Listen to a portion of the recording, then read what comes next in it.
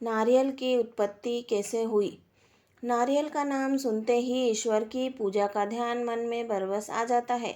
वैसे तो नारियल महज एक फल है, लेकिन यह फल अपना पौराणिक महत्व भी रखता है। नारियल धार्मिक अनुष्ठानों, पूजा आदि में बहुत उपयोगी है। हिंदू पौराणिक ग्रंथों के अनुसार नारियल की पृथ्वी पर उत्पत्ति का श्रेय ऋषि विश्वामित्र को जाता है।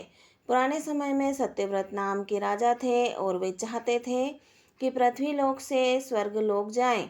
स्वर्गलोक की सुंदरता के बारे में वह अपने कवियों और ग्रंथों में काफ़ी कुछ सुन और पढ़ चुके थे, लेकिन वहाँ कैसे पहुँचा जाए उन्हें मालूम नहीं था। समय बीतता गया। कुछ वर्षों बाद ऋषि विश्वामित्र तपस्या के लिए जब घर से दूर गए, तब उनके आश्रम की जिम्मेदारी राजा सत्यव्रत ने संभाली।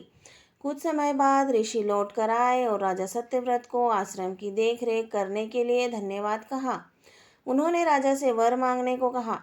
राजा बोले, मुनिवर, मुझे स्वर्गलोक जाने का वरदान दीजिए। ऋषि विश्वामित्र ने अपने तप से अर्जित शक्तियों से धरती से आसमान तक स्वर्ग के लिए मार्ग बनाया। राजा उस मार्ग पर चलते हुए स्वर्गलोक पहुंचने वाले ही थे कि देवराज इंद्र ने उन्हें पीछे की ओर धकेल दिया। राजा सत्यव्रत पृथ्वी पर आ गिरे। उन्होंने अपनी आप बीती ऋषि विश्वामित्र को सुनाई। ऋषि यह सुनकर क्रोधित हो गए।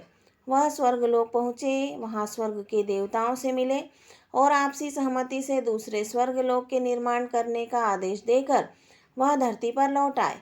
देवताओं और ऋषि के बीच तय हुआ कि यह स्वर्गलोक पृथ्वी और स्वर्गलोक के बीच में स्थित होगा, ताकि देवी देवताओं और मनुष्य दोनों को कोई कठिनाई न उठानी पड़े।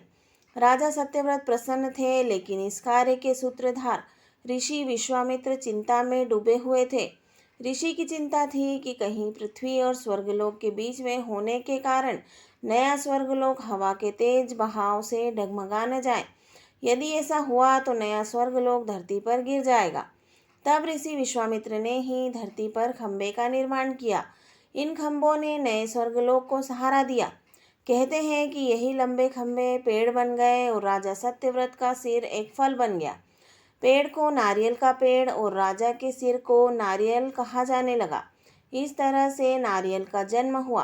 तो दोस्तों, अगर आपको पोस्ट अच्छी लगे तो मेरे वीडियो को लाइक शेयर ज़रूर करना और मेरे चैनल को सब्सक्राइब करना मत भूलना दोस्तों। धन्यवाद।